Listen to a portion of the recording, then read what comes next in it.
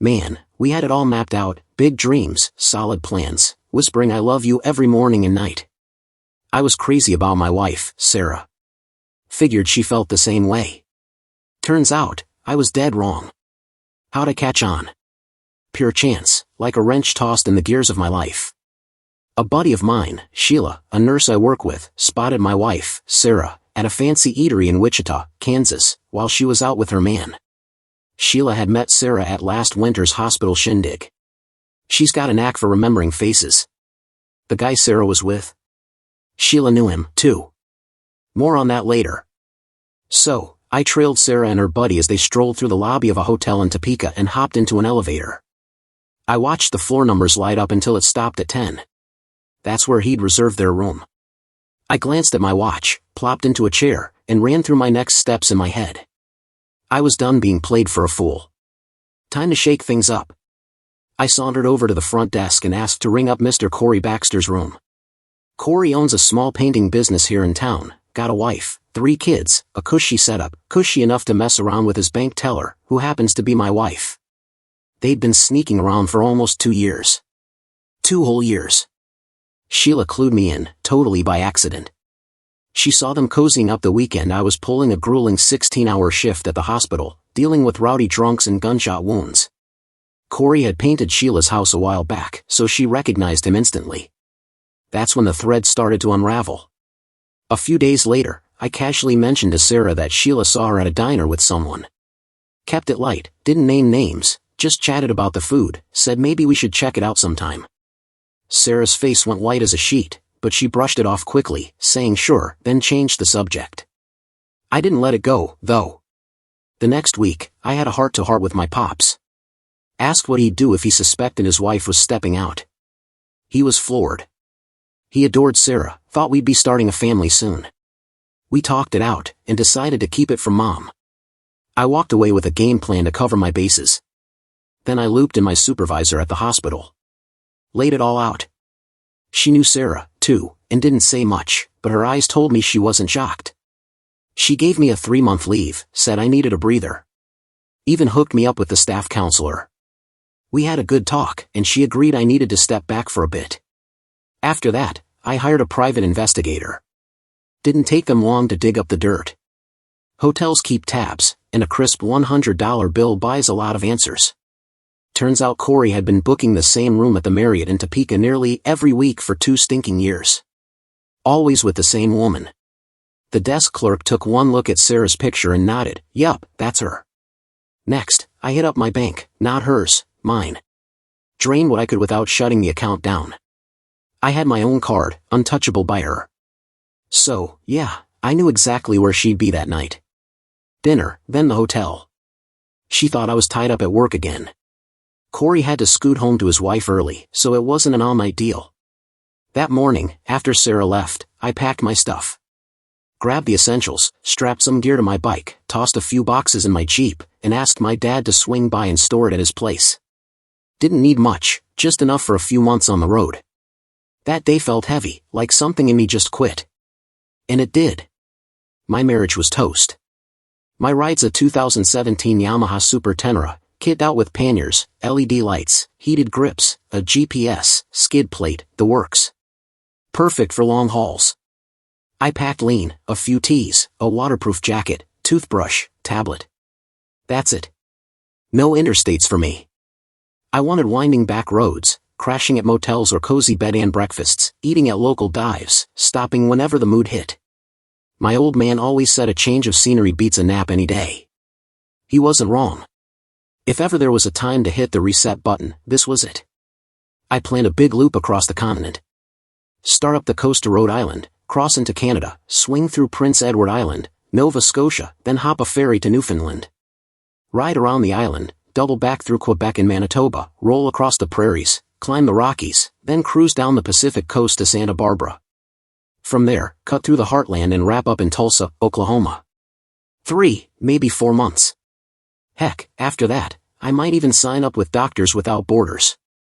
Do some real good somewhere far from the ER in Tulsa. I was sick of stitching up bar brawlers and patching bullet holes. But first, I had a score to settle. I stepped up to the hotel desk. Can you ring Corey Baxter's room? I asked. The clerk nodded, punched in the number. After a few rings, someone answered. She passed me the phone. Can I speak to Sarah Mitchell? I said coolly. There was a long pause. Then a fumble.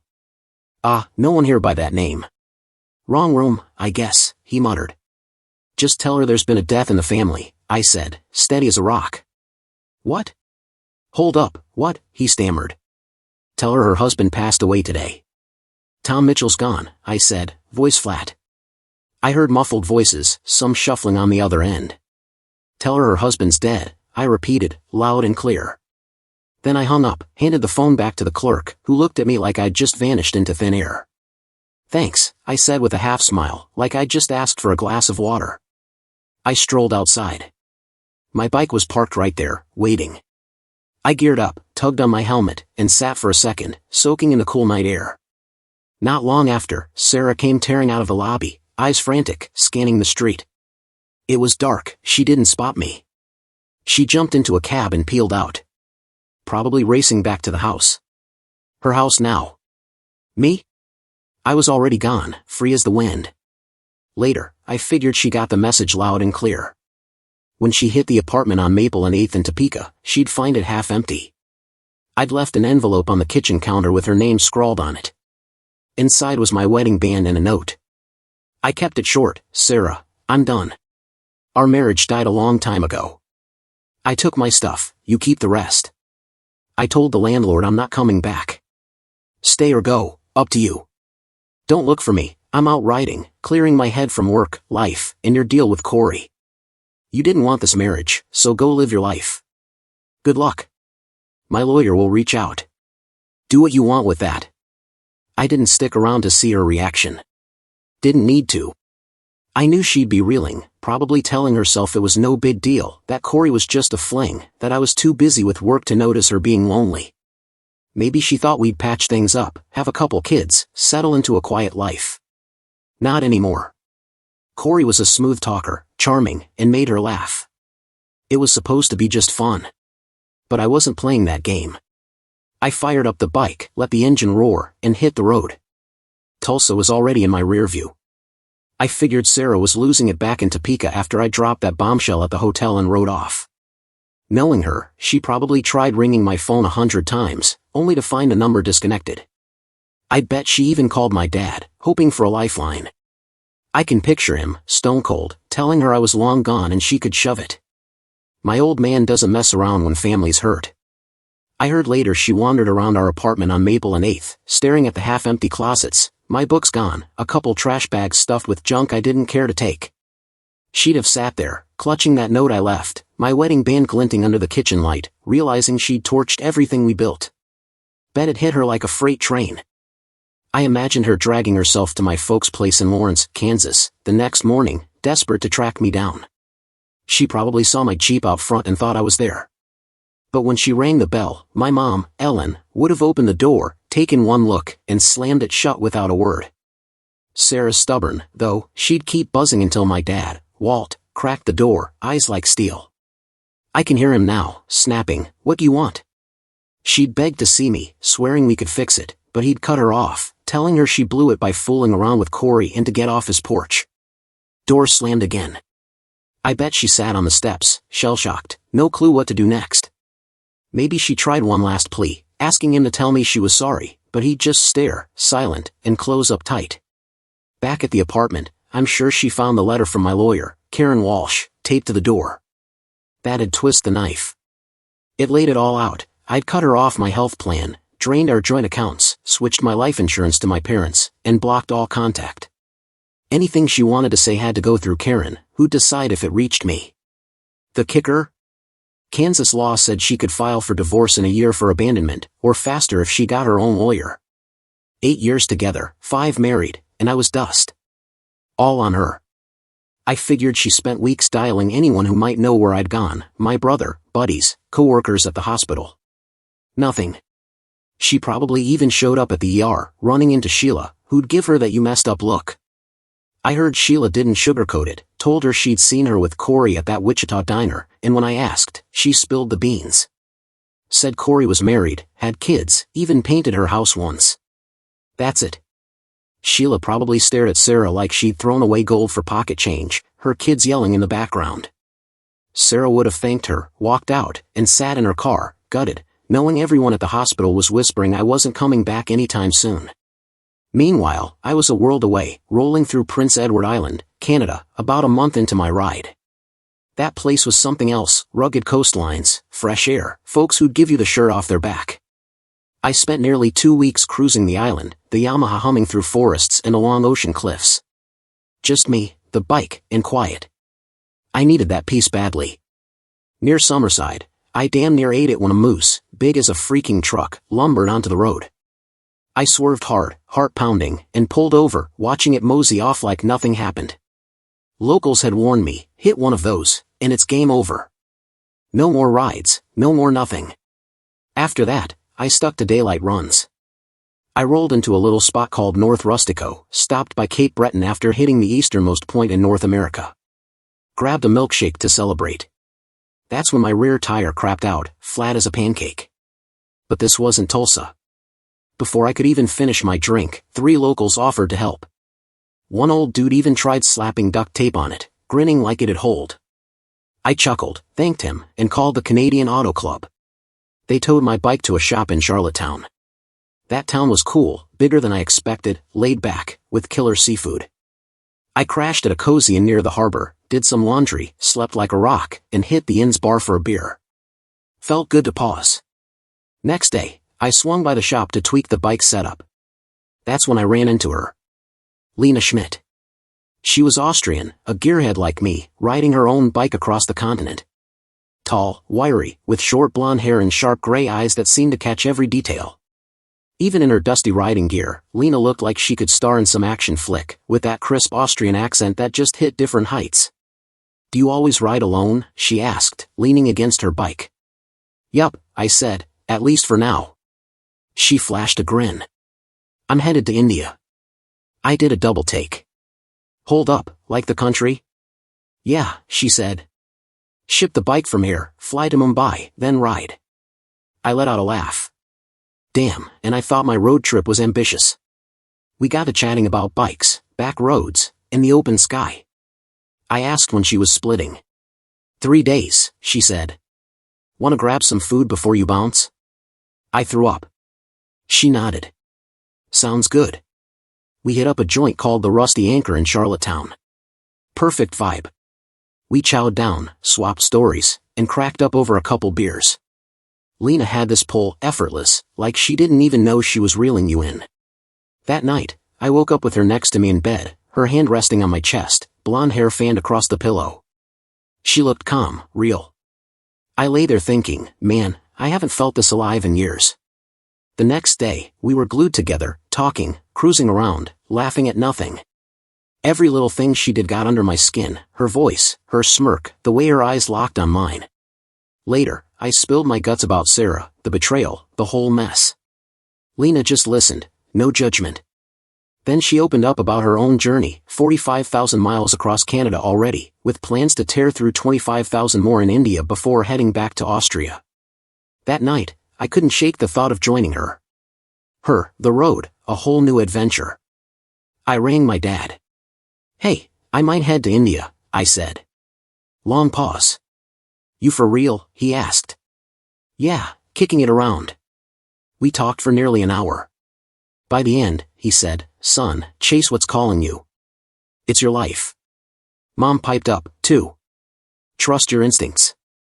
My old man once told me, fathers can crush their kids' dreams. I thought it was a jab, but now I get it. This time, though, he didn't hold me back, just let me dream. Growing up, he drilled in hard work and keeping your word. That's how me and my brother, Greg, were raised. Greg's 2 years older, married, and has 2 kids, runs a roofing business with Dad. His wife, Kelly, stays home with the kids. My folks treat her like a queen and spoil those grandkids rotten. Back to the plan. The next night, I asked Lena if she'd be cool with a tag-along for her India ride. I had no clue if she had someone waiting back home, a boyfriend, a partner, whatever. Didn't care. I shot my shot. "What if I said I wanted to go to India with you?" I asked, watching her close. She grinned, that spark in her eyes. Are you saying you want to come to India? Yup, I said, no bull. She tilted her head. What about your North America loop? You happened, I said. You flipped my whole plan. India's raw, unknown, way out of my league. But maybe that's the move, something big, something that scares me. Could crash and burn, or it could be the ride of my life. I'm in. I glanced out the window. Tulsa's still too close. I need real distance. She nodded. First hurdle, you gotta ship your bike. No time to waste. I hit up the same shop Lena used, and asked if they could squeeze one more bike into the container. The owner called back quickly. Get here now, sign the papers, and we'll prep it by dawn, he said. Done. I rolled up, signed, and paid the fee. Shipping a bike ain't rocket science, just costs a chunk.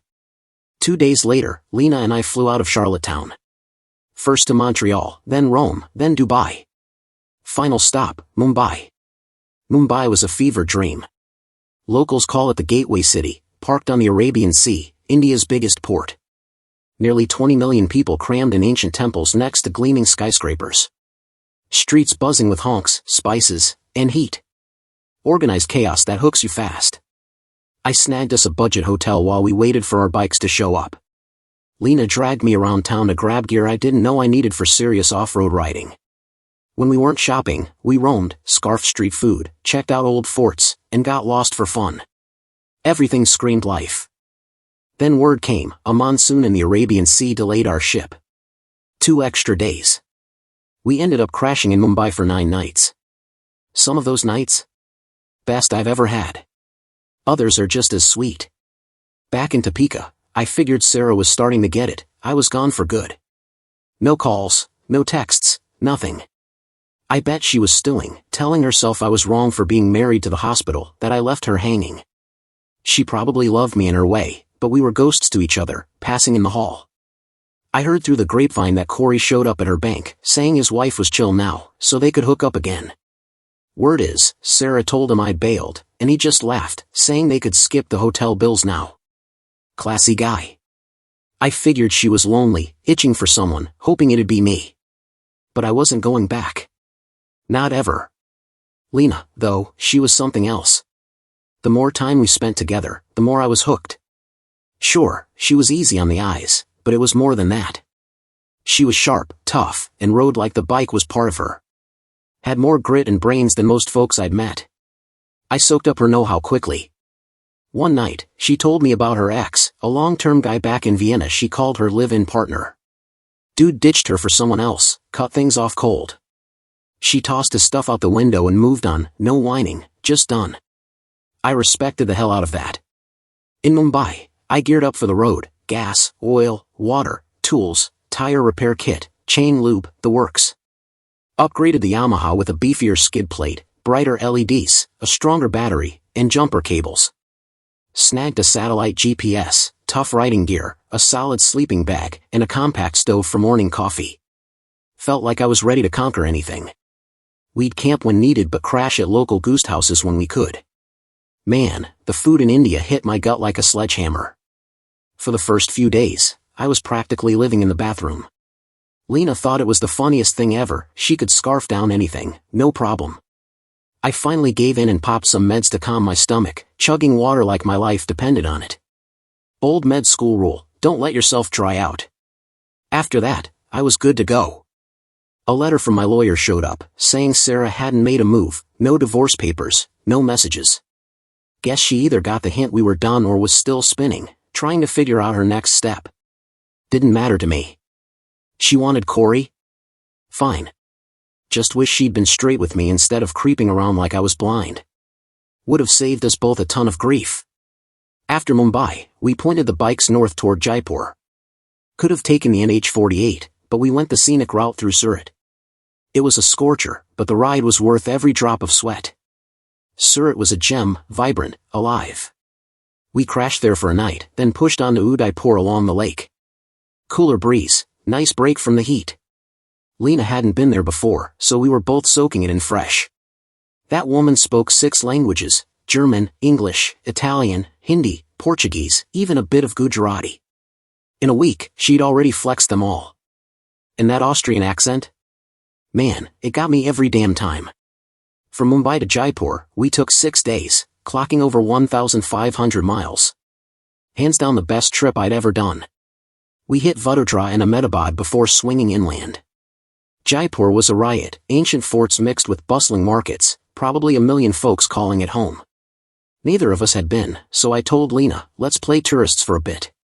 We found a budget hotel with a secure lot for the bikes. No way was I letting some kid with a screwdriver jack my Yamaha. We checked on them daily. All good. Lena's KTM 790 Adventure was decked out, built for the long haul. I started thinking about upgrading down the line, but my Super Tenero was holding its own in India just fine.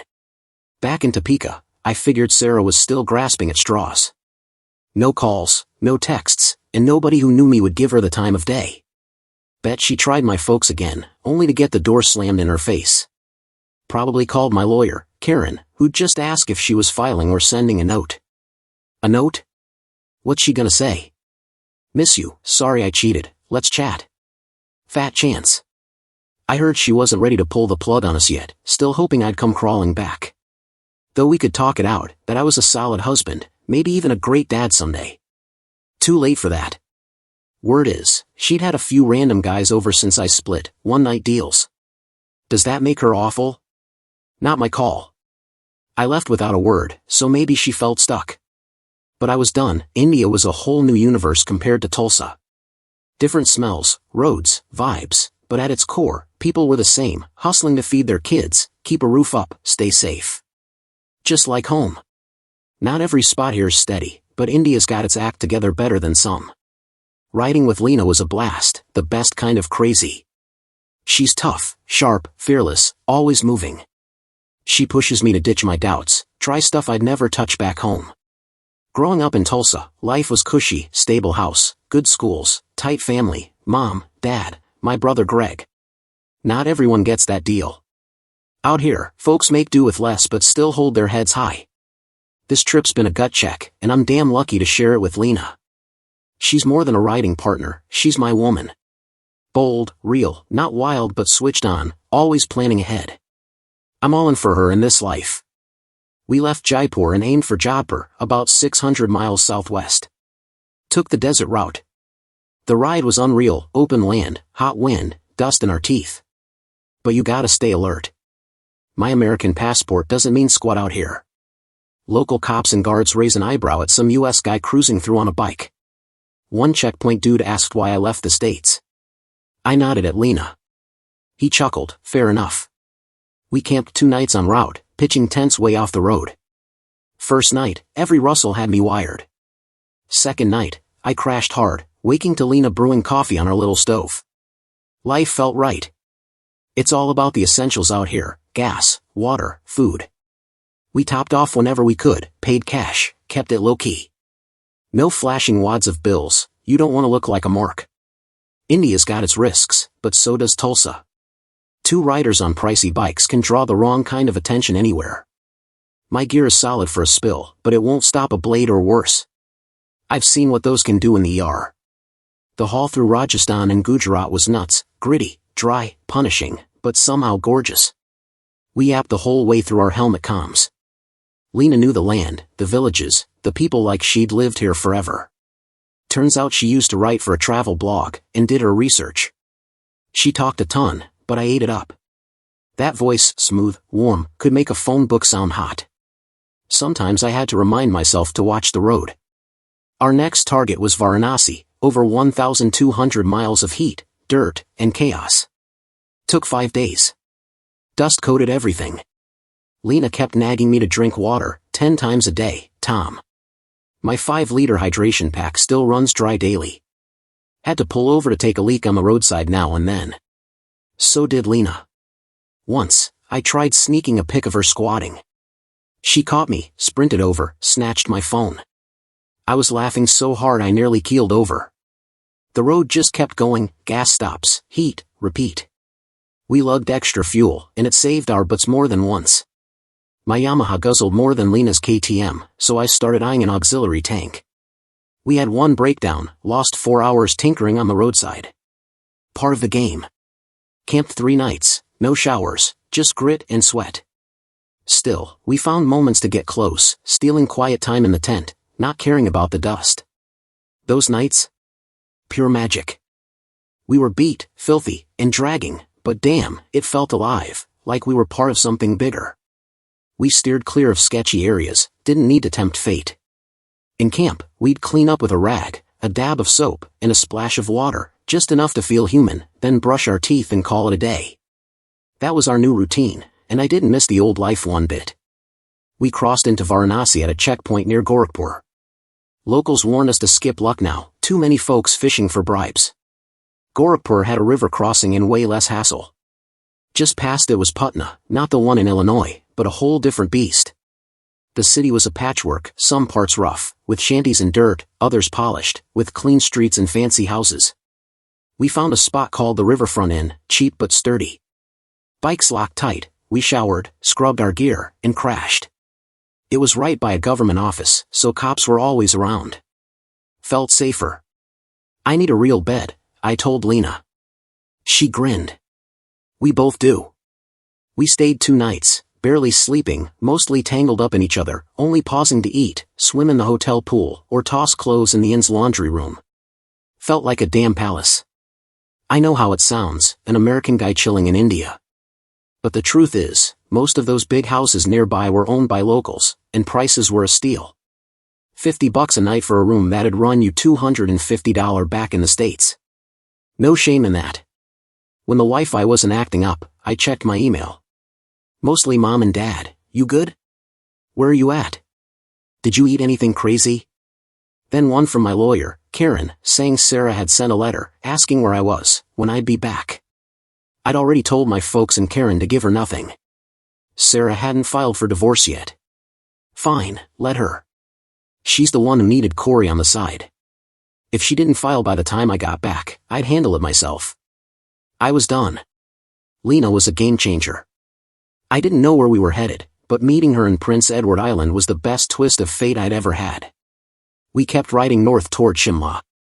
I'd read up a bit online, capital city, over 1 million people. Rolling in, the contrast hit like a slap, sleek SUVs weaving past rickety rickshaws, gated villas around the corner from corrugated huts. But it all meshed, no chaos, just folks getting by, same as anywhere. Made me think the world ain't so different, just rawer here. Maybe Sarah's betrayal cracked my eyes open, pushed me to see past my old Tulsa bubble. With Lena by my side, I said, let's find a spot by the hills. She hesitated, probably worried about cash, she didn't have much saved. I got this, I told her. My treat. We stayed 3 nights, played with tourists, kicked back on a ridge watching the sunset. Lena turned to me. Riding with you makes me feel alive. I looked back. You're giving me a whole new life without even trying. It was damn near perfect. Then reality knocked. An email from Dr. Susan Carter, head of ER back in Tulsa, popped up. Tom, hope the road's treating you right. We agreed on 3 months, maybe 6 if we both signed off. I need you back. We're slammed, someone's out sick. I can hold it down for now, but you gotta be here by the 1st. Call me. Sorry to cut your trip short, but we're drowning. Damn. Good things never last forever. I didn't reply right away, just stared at the hills, letting it sink in.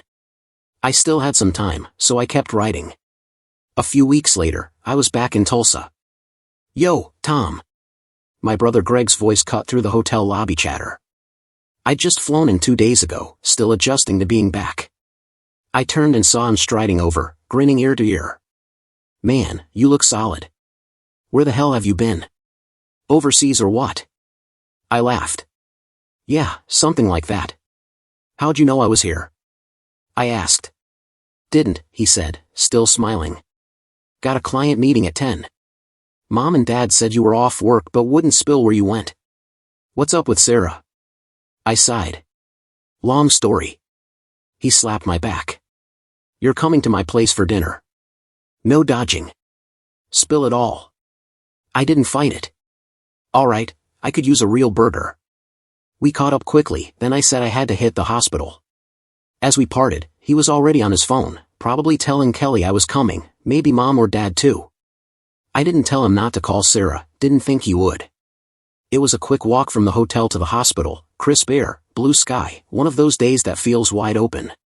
I passed the bank where Sarah worked, because of course I did, life's got a twisted sense of humor.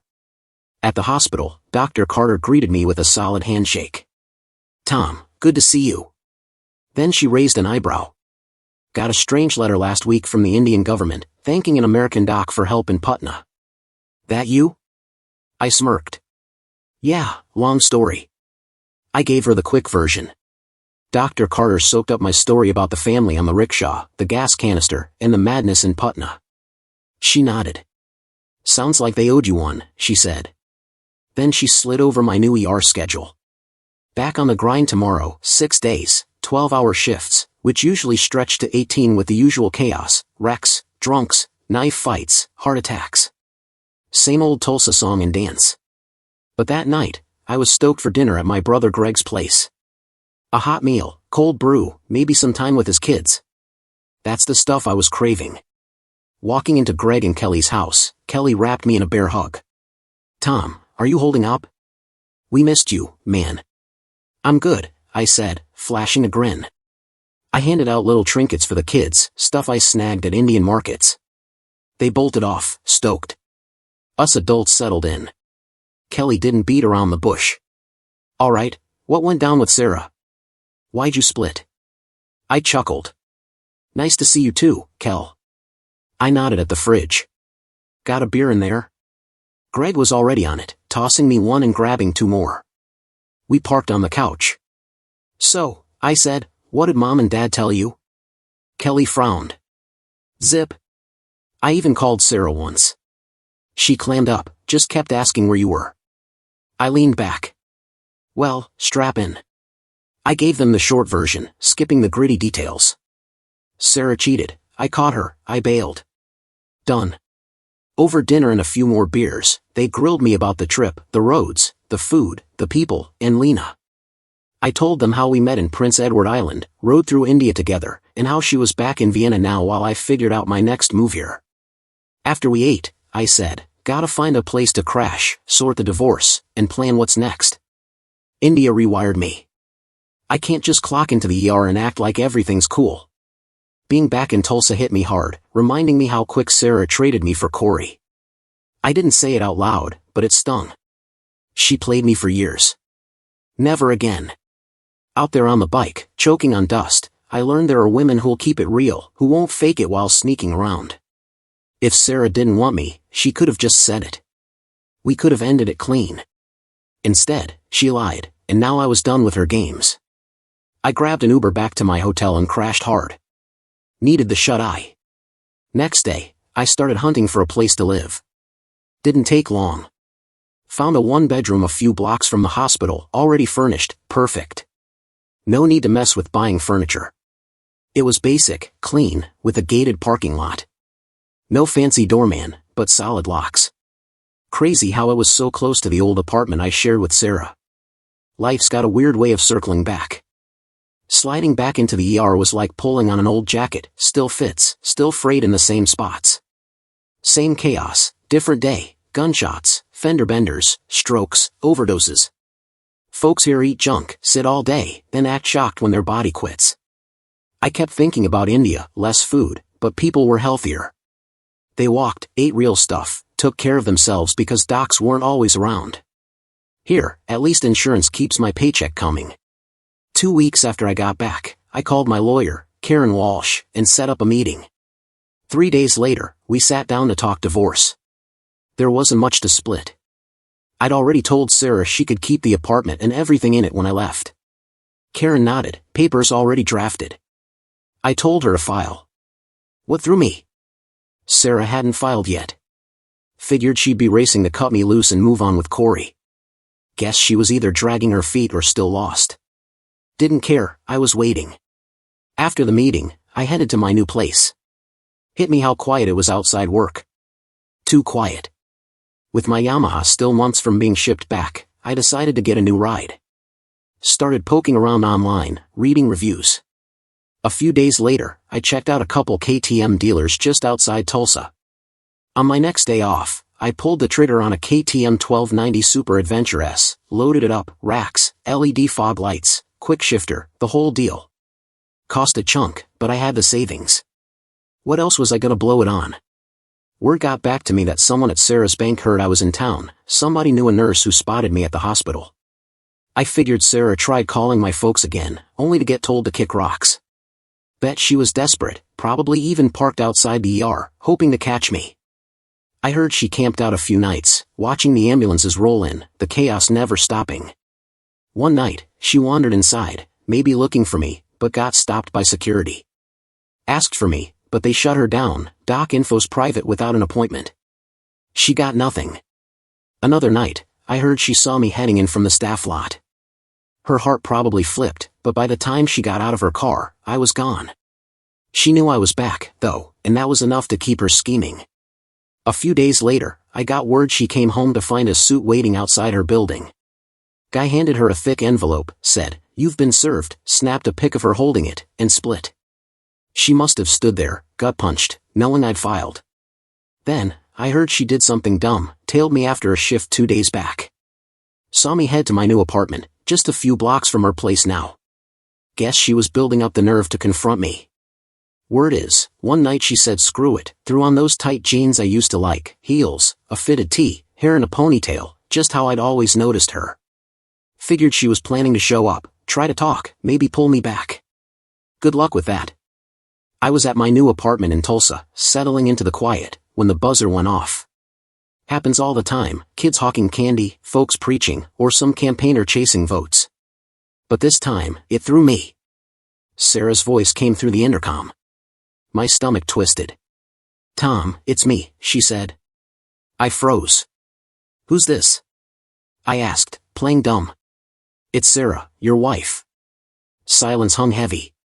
"Can I come up?" she pressed. More silence. "I just want to talk."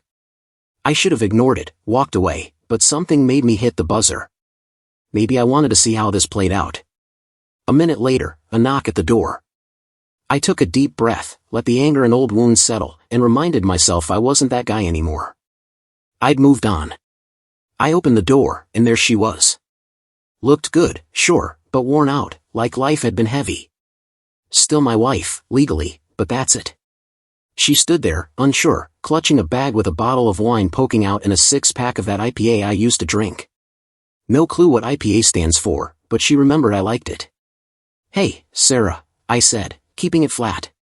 "What's up?" "Hey, Tom," she replied, her voice softer than I remembered. "I needed to see you. You've been impossible to track down." I turned and headed to the kitchen, she trailed behind. I grabbed a glass for her wine, some cheap California white with a screw cap, classic Sarah. I poured her a glass, spotted the IPA she set on the counter. "Nah, I'm on call tonight," I said, grabbing a seltzer instead. "Let's sit," I told her, nodding at the table. No cozy couch vibes, this was business. I was ready to end this for good. She sat, fidgeting, and I could tell she knew this was gonna go south. No warm-up, no small talk, just a wall between us. Not even a hello, she tried, voice shaky, like she could thaw the ice. I stared, cold as a Kansas winter. "Why would I?" I said. That tone used to make her feel safe, now it was a blade. She reached into her bag, pulled out the gold wedding band I'd left behind, and set it on the table like it was supposed to mean something. "You scared the hell out of me," she said, her voice cracking. "Calling that hotel, saying you were dead. Corey didn't even know it was you. Then I get home to your ring and that note." I didn't flinch, didn't speak. She went on, softer. "I tried reaching your family. Your dad told me to shove it." I leaned forward, eyes tight. "He's right. You earned that." Her face crumpled, but I didn't budge. "I've been in a bad place since you left," she whispered. "What did you expect, Sarah?" I snapped. "You mess around with my buddy, lie for months, and think I'm gonna send you a card? From where I'm standing, you got bored and decided to play house with Corey." She looked down, and couldn't meet my gaze. "I was lonely," she mumbled. "You were always at the hospital, coming home late, barely talking." I cut her off. So that's your excuse to cheat? You needed attention that bad? Couldn't call a friend, see a shrink? Nah, you needed Corey to feel something. She flinched like I'd swung at her, but I kept going. You didn't have the spine to talk to me. Just went behind my back, made me look like a chump. That was your choice. The air was thick, heavy enough to choke on. Did you sign the divorce papers? I asked, voice flat. She shook her head. No. I don't want a divorce. I want to fix this, be a family again. I let out a bitter laugh. You for real? After everything you pulled, you think there's still an us? You're the one who burned it all down, Sarah. You think a sorry and a sad story fixes that? You chose Corey, a guy I called a friend. That doesn't just vanish. Her voice dropped to a whisper. Please, Tom. We can make it work. No, I said, sharp. You made your choice. That kind of betrayal doesn't wash out. She bit her lip, eyes wet, but I wasn't moved. You wrecked it, I said. I'm just here to close the book. I've moved on. You need to do the same. I'm not the guy you married anymore. Desperate, she stood, walked over, and tried to close the gap with a soft kiss, like it could bring back what we had. I let it happen for a second, then pulled back, wiping my mouth like it left a bad taste. That's all you got? I said, looking at her like she was a stranger. Take the ring and get out. You don't get to drag me back. She grabbed the ring, stuffed it in her bag, and walked out, head down. I shut the door, feeling the weight hit me, not just regret, but a tidal wave of finality. She'd lit the match, and now it was ashes. A week later, the divorce papers were signed. I was free. I've got the divorce papers in my hand, signed and sealed. It's over. Thank God. Feels like I can finally breathe, like a weight off my chest. Time to move forward, but I've got a couple loose ends to tie up first. Lena's been blowing up my phone, calls, texts, videos. Most are clips of me doing dumb stuff, like dumping my bike in the dust or nearly slamming into a herd of goats because I was distracted. She laughed so hard she was wheezing. The goats in my Yamaha were fine, my pride, not so much. We've talked a few times since I got back to Tulsa. I told her about Sarah showing up, begging me to forgive her and act like nothing happened. I shut that down hard. The second I learned how deep her thing with Corey ran, I was checked out. That was when I started leaving my old life behind. Lena didn't say much, but I could tell something was brewing in her head. Said she'd email me soon about some big news in a few weeks. Wouldn't spill the details. I figured it was about her travel blog or maybe a book deal. A week after the divorce was final, I was at Tulsa International, catching a flight. First to Dallas, then Madrid, then Vienna. 16 hours total. I'd land around midday tomorrow. I had to see Lena. It had been almost 2 months, and I needed to know if we still had something. If not, fine, I'd come back and figure out the next step. Doctors Without Borders had openings. Pays not much, but it's not about the cash. Only hitch was the loan I still owed my folks for med school. Gotta square that away. I landed at Vienna International, breezed through customs, grabbed my duffel, and hopped a cab. Booked a spot at a sleek hotel in Stephansplatz, modern, clean, way fancier than the dusty goose houses Lena and I crashed in back in India. I showered, grabbed a quick bite, and set out to find her workplace. Knew it was downtown Vienna but not exactly where. Google Maps came through. By 4 p.m., I was there. Her building was all glass and sharp angles, like something out of a sci-fi flick. I told myself if she wasn't up for seeing me, I'd just play tourist for a week. My heart was thumping as I stepped inside. Found her company's name on the directory and rode the elevator up. At the front desk, a young woman glanced up. Hey, I said, is Lena Schmidt around? Can I see her? She blinked, grabbed the phone, and rattled off some fast German I couldn't follow. Lena or someone will be out soon, she said, pointing to a row of chairs. Have a seat. I nodded and sat. She picked up the phone again, voice low, tossing the word American around a couple times. Kept sneaking looks at me like I was either trouble or a celebrity. Other folks walked by, giving me the same curious stares. What was this? Did every guy with a beat-up bag and worn boots get this treatment? Then another woman, all polished and professional, came up. Dr. Mitchell? Yeah, I said, standing. Follow me. Her heels clicked down a long hallway. More glances from passers-by. Either I looked rough, or I was the office gossip of the day. Then Lena rounded the corner, and her grin lit up the whole damn place. She sprinted the last few steps, threw her arms around my neck, and kissed me like we'd never been apart. Tom, she said, catching her breath, when'd you get here?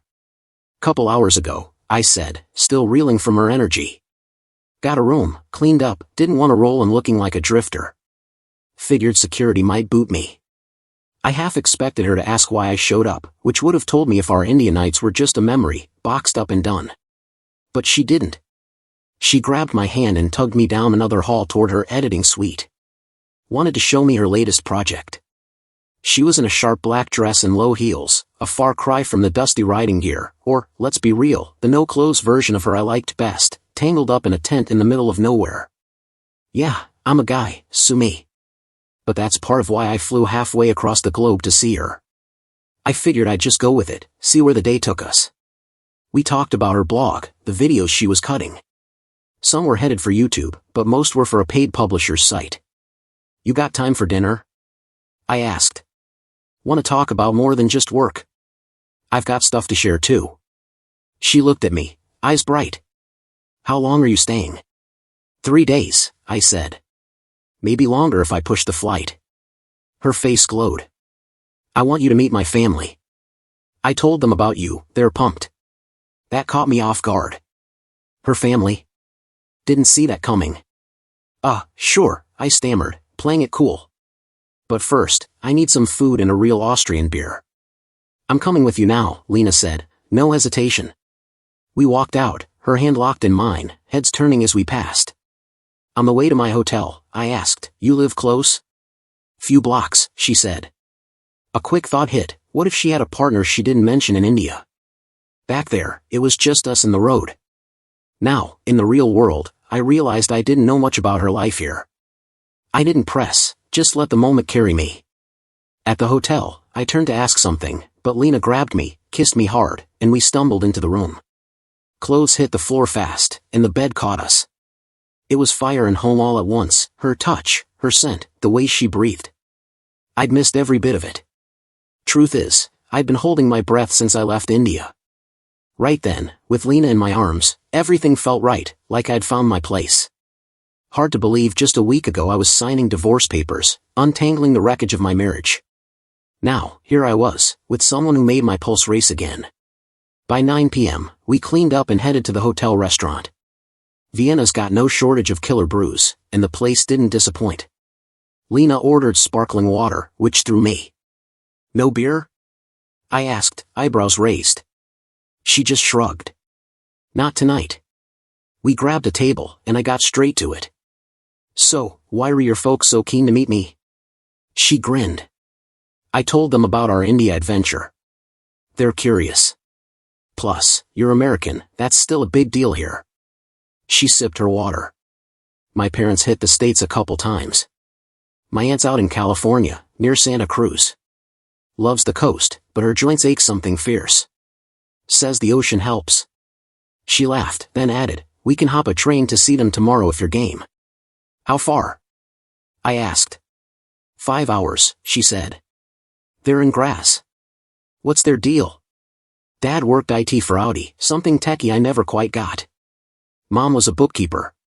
Both retired now. I nodded. All right, let's do it. She studied me for a second, then said, so, you're a free man now, huh? I smirked, pulled the creased divorce papers from my pocket, and set them on the table. Yup, proof right here. Lena glanced at them. First time I've seen one. How's it feeling? Like a fresh start, I said. It was done the second I found out she was sneaking around. 2 years of lies ain't love. I took a pill of my beer. Lena leaned in, her eyes searching. What's next? There was weight in her voice, like she was gauging if I was all in or just riding a high. Truth was, I didn't have it all figured out, but with her, it felt real, not just sparks, but something solid. Tulsa was starting to feel like a ghost town, full of old pain. I wanted something new, far from there. You're a big part of why I'm thinking that way, I told her, grinning. She grinned back. That night, We stayed at the hotel. Next morning, we swung by her apartment so she could pack and make some calls. Then we grabbed a cab to the train station. I love European trains, no security hassle, just hop on and roll. We settled into our seats, watching Austria blur past. When we pulled into Graz, her parents were waiting on the platform. Older couple, maybe late 60s. Lena had her mom's sharp green eyes and wavy hair, but her dad's quick smile. We exchanged hellos and piled into their Audi estate wagon, classy ride. Their house was old but pristine, with polished wood floors and a sleek kitchen. Your dad knows his stuff, I said. My old man's in construction, he'd give this place a nod. Her dad, Franz, stood a bit taller at that. They handed me a beer, Lena grabbed drinks for everyone else, and we settled in the living room. I felt the questions coming, but Franz eased in slowly. So, you're from the States. Where are you? I turned on the charm. My folks always said first impressions are everything. Tulsa, Oklahoma, I said. Few hours from anything big. They nodded, but I knew the real grilling was coming. Thankfully, Lena came back with drinks, beers for me and Franz, wine for her mom, Anna, and water for herself. That last one caught my eye again. Things got quiet, a little tense. I figured I'd dodge the spotlight by asking about them. Works every time, people love talking about themselves. Franz lit up, diving into a spiel about audio engineering. Guy was passionate, and I respected it. Anna was quieter, said she'd crunched numbers her whole career, and now they were planning trips to Italy and Portugal for the warm weather. Sounded like my folks, who'd bought a big RV to roam the US and dote on Greg's kids. Too bad I hadn't added to the grandkid count, or so I thought. Dinner was still cooking, and Franz kept going about bikes and brews. Lena watched me, like she was sizing up how I handled her dad. Franz mentioned he got her into riding, and still had a KTM 1190 in the garage. I'll show you tomorrow, he said. The night felt like a tryout, like I was interviewing for a job I didn't apply for. I half expected Anna to stick me in a guest room, but nope, fresh towels were in Lena's room, labeled for both of us. That was a surprise. When we climbed into bed, I kept my boxers on, playing it respectful. Lena raised an eyebrow. What's with the shorts? We're at my parents' place, I said. Feels weird. She laughed. My folks don't care. They're chill. Lose them, I haven't seen you in months, and I want all of you. Her words hit like a spark. I leaned in, voice low. How long? She blinked. What? I'm a doc, I said, nodding at her belly. I see the signs. You're showing 3, maybe 3.5 months. She froze, then got up, grabbed something from her bag, and held it up, a pregnancy test with 2 clear lines. My head spun. I did the math, Patna, India, that night in the tent. Saw a doctor last month, she said softly. Ultrasounds next week. I was floored. I'd flown to Vienna thinking we might drift apart or stay pals, but this changed everything. I stood, heart racing, and dug through my bag. Found what I'd packed on a whim, a small velvet box. I walked back, hands shaky, and opened it. Simple ring inside. Will you marry me? I asked. Her eyes went wide. Yes, yes, yes, she said, voice breaking. I pulled her into a careful hug, mindful of her belly. We held on like the world had flipped, because it had. Then I heard a creak. Opened the door, and there were Franz and Anna, clearly eavesdropping. I grinned. We'll be out in a sec. Lena threw on clothes fast, and we stepped into the living room. They were already beaming. Anna knew, moms always do. Franz caught me off guard, clapping my shoulder, then pulling me into a hug. What can I say, Lena, he chuckled. He's solid. Just make sure he gets a better bike next time.